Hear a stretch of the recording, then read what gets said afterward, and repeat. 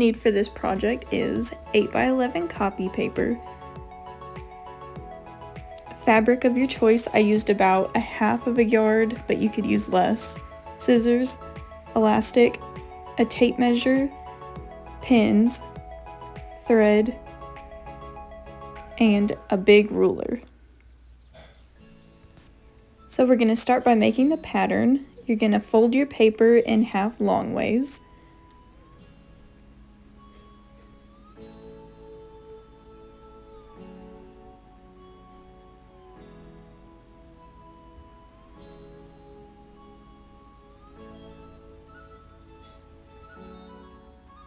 Then you're going to line it up with your straight edge.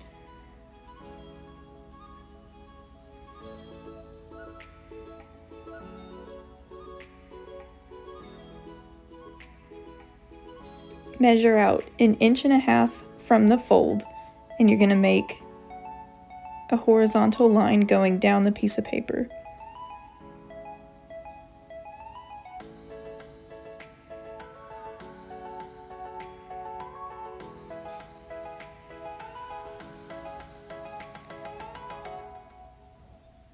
Next, you're going to make a 2.5-inch vertical line from the top of the paper.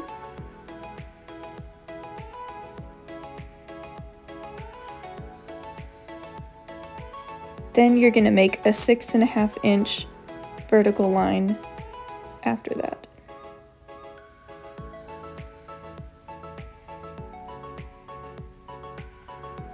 Next, you're going to round out those corners. If this takes you a couple of times, that's okay. That's why we're using a pencil. As you can see, I definitely struggled with that just a little bit, but it's a very forgiving pattern, so it's okay.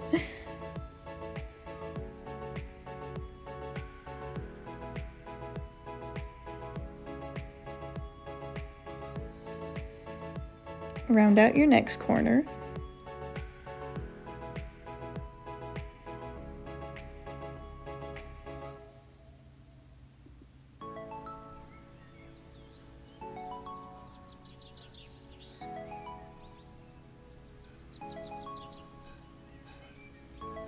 And you're going to measure about 3/4 of an inch from that bottom line, and you're going to make a curve going up.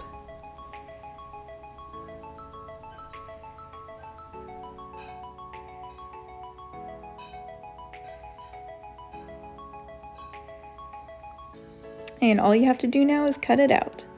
And voila! Next, you're going to fold your fabric down to make 4 layers.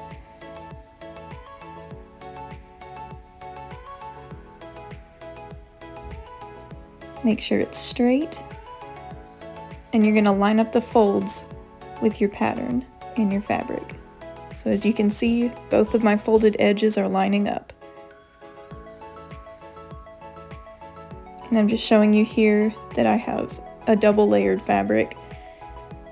So there's 4 total layers. Then you're going to pin it. And then just cut it out. So here is the fabric that we're working with. As you can see, there are 2 pieces. They're exactly the same. So here I'm just going to show you where on the pattern you're going to pin those pieces of elastic. I didn't end up keeping them pinned while I was sewing them because they would get caught in the threads. So I'll show you how I did that in just a few minutes.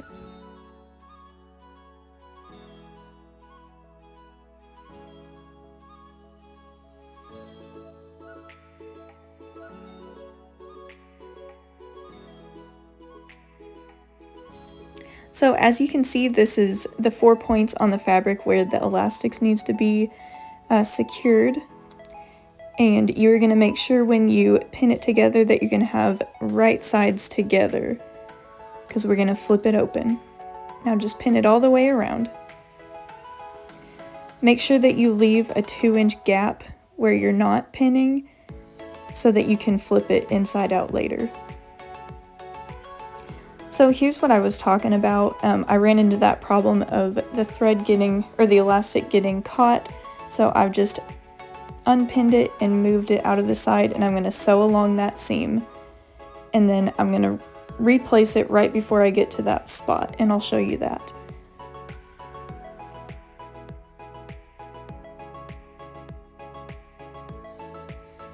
Okay, so these are my sewing machine settings there, and I was just going to show you. So I've gotten right to the point where that elastic is. I'm going to sew over it, and then I'm going to make sure that I backstitch so it's really secure.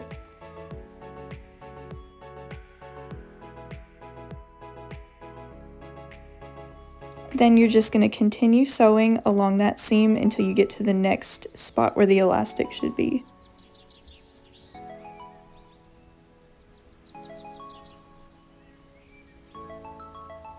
Okay, so I've gotten to the next spot, and I'm just going to pull out that little piece of elastic and just pull it right into place.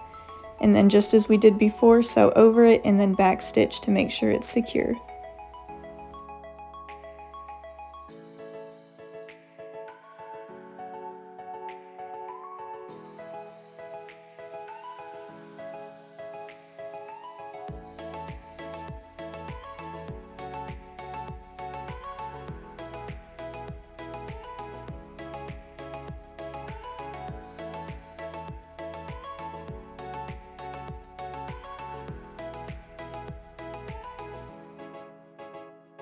Okay, now that we've sewn all the way around except for that little gap, we're going to turn it inside out.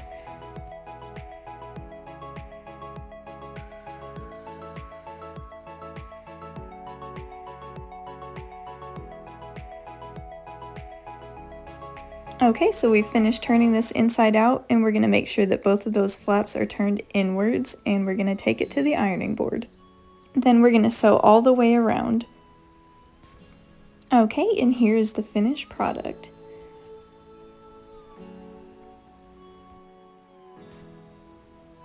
So now we're going to do the same thing except for we're going to add a ruffle.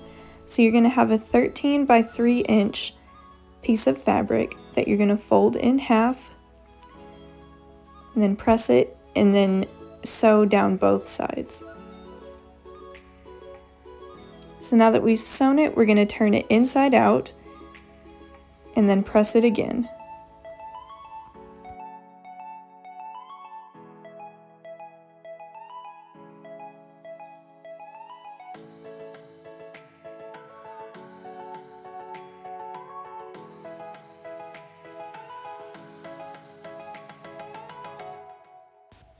Now we're going to start making that ruffle by pinching about 1/4 of an inch down and then pinning that in place. And you're going to do that all through the ribbon until it's about the same size as what you're trying to pin it to.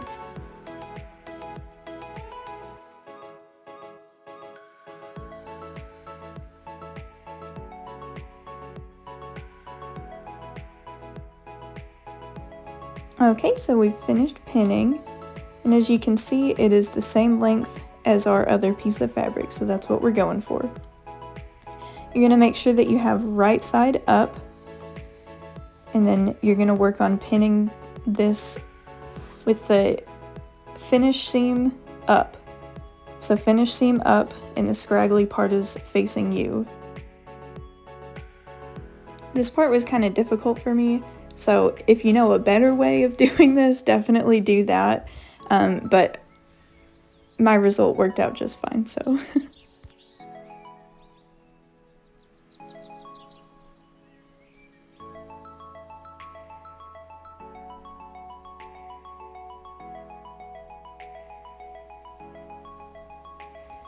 Okay, so next you're going to layer the other piece of fabric over it, making sure that right sides are together, and then pin all the way around it, leaving that gap like we did before.